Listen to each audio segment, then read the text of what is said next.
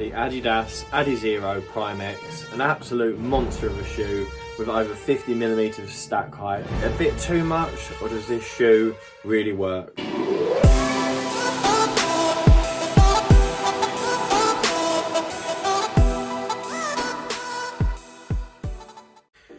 Hey guys, and welcome back to the channel, or if you're new to the channel today, welcome to the channel. My name is Sam, aka Running Man Sam, the weight training runner that's addicted to shoes.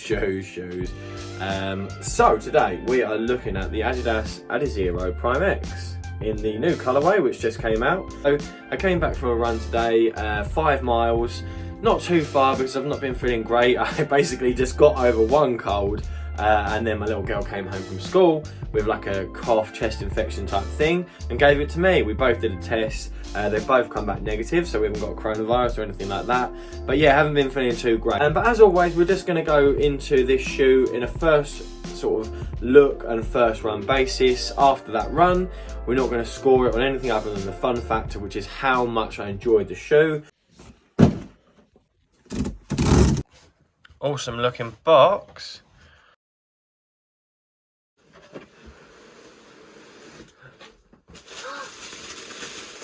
Wow, look at them! Look at that! Is it squidge? Yeah. Awesome. Are they awesome? Oh. Awesome.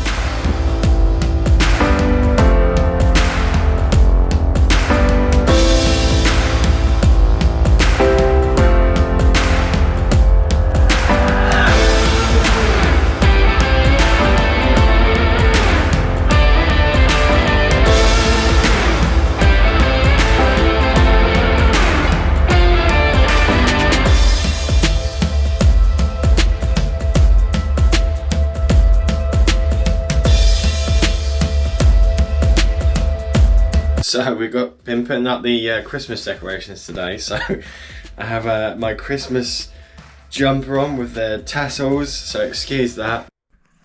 So we got mirror and loads of millies. Loads of millies. Clapped your eye. Show me loads of millies. So much daddies. Go in there. Baby.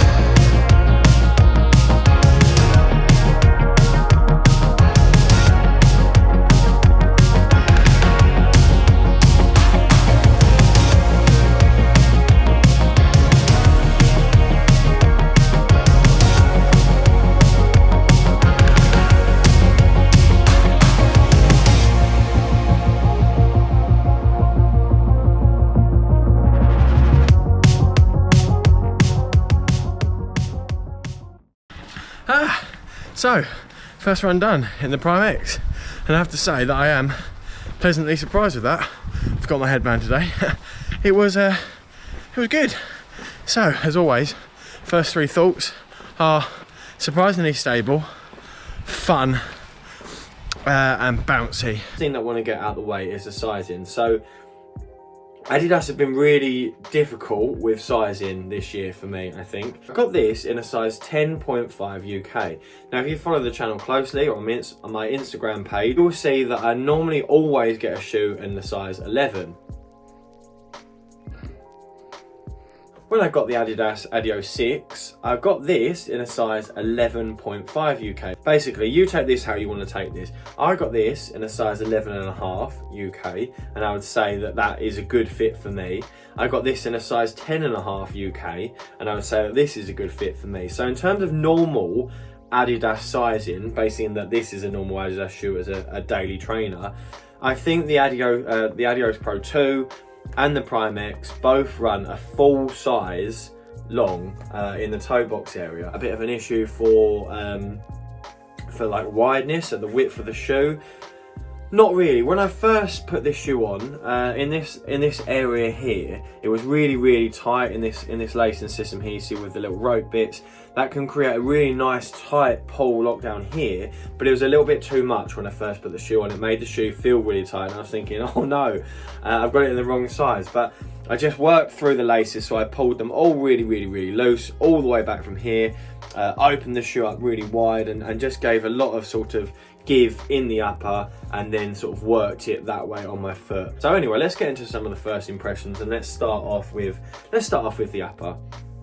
So the upper, I believe it's a similar material to that in the Adidas Pro 2 with a sort of Cellar mesh upper, but it does feel a little bit more plasticky on your foot, and it definitely does feel a little bit more tight on your foot. I think that's mainly because of this lacing system here that we spoke about earlier. But yeah, I mean, it is a nice fit on your foot. It is quite tight, but not too tight in the midfoot. It's just sort of one of them sort of feels on your feet where your foot does feel quite secure and locked in. As I said, in terms of the lacing, you will have to fiddle about with it quite a bit, especially in this area here. You might have to relace it from this point onwards if you like it to go under instead of over. Really well on this upper is the bumper area here. Just adds that little bit of sort of structure and rigidity. Also, a really good point about this shoe is the heel area. So it looks like there's not a lot to it, and there isn't really. But once my foot was pressed up against the back here, it felt like it was not going to be moving anywhere at all. So I got a really good heel lockdown from this shoe. And overall, it was comfortable. So the 5 miles that I did, the upper felt comfortable against my foot. It didn't feel too tight. It didn't feel too loose after I'd worked about with the laces a little bit. The only downside to the upper that I don't really love is the tongue. So the tongue is not connected all the way through, as you can see here. It's not a full length area of the tongue there, and it's only connected in this point here, so it can scrunch up a little bit. It's not very much padding on it at all, but as long as you don't pull the laces too tight, I don't really find that an issue. And onto the midsole. So this is, as always in any part of a shoe, this is my favorite thing to talk about. We've got the Lightstrike Pro obviously in here, and we've got about 7 miles of stack in it. So this is actually technically like illegal as a racing shoe because we've got 50mm of stack. Now, if you don't know why that's illegal, basically the UK Athletics have said that anything over 40mm in stack is classified as illegal, meaning that you can't use it in a sanctioned or governed race. There have been cases where people or a person has used this and they were disqualified. So that might lead you to be thinking, what is this designed for? I think really it's just sort of saying, look what we can do with technology. You know, we've got all these things in this shoe. We've got the stack height, and it's just a training shoe that you can really sort of just put it through its paces and do the sort of those hard workouts and those long workouts in this shoe. Is that going to mean it's going to be illegal for you? Now, this is just my opinion, and I can't guarantee that that's going to be the case, but I think if you rocked up to a park run in these and you came first, second or third, no one's going to disqualify you at all. I think maybe in a local race you'll probably get away with it as well. I've never been checked in a race, people going, what shoes you got on there, mate? Oh, you can't wear them, they're illegal. I've never had that. If you're a professional runner and you're wearing one of these, you're going to get disqualified. Anyway, went on a bit of a tangent there. Let's get back onto the midsole. It's a super bouncy shoe with the huge amount of stack we've got here. It really does feel like a sort of trampoline pogo type effect. You can feel like you're just sort of flying through the air in this shoe, and I did really enjoy it. It's one of them foams that send a nice sensation back to your foot, and you do enjoy it. Now the foam itself is combined with quite a few factors in this. We have the carbon rods here, and we've also got energy blades, so I think that's two. Well, and also we've got a carbon plate here in the heel area, so we've got 3 elements of sort of carbon here that are sort of providing that extra sort of rigidity and sort of spring back effect, kind of like what we've got in the Adidas Pro 2 with the energy rods, which is just Adidas's take on a carbon plate. In terms of the stability issues that I had in the Adidas Pro 2, surprisingly this is quite a stable shoe, especially for a shoe that's so high. it did feel quite stable. Moving on to the outsole, which is pretty awesome. I think we've got a continental rubber pretty much all the way, apart from here, all the way through the shoe. Big difference to the Adios Pro 2. We've only got continental rubber in the toe off area on the Adios Pro 2.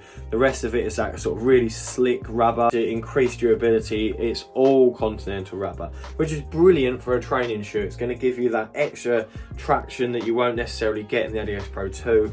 But more than anything, it's going to make the shoe really, really durable compared to the wear that I've been seeing in the Adidas Pro 1 and the Adidas Pro 2. If you check out my carbon plate racing shoe durability video, you'll see that after about 60 odd miles in the Adidas Pro 1, I'm seeing a lot of wear in those tacky rubber. What is this shoe for?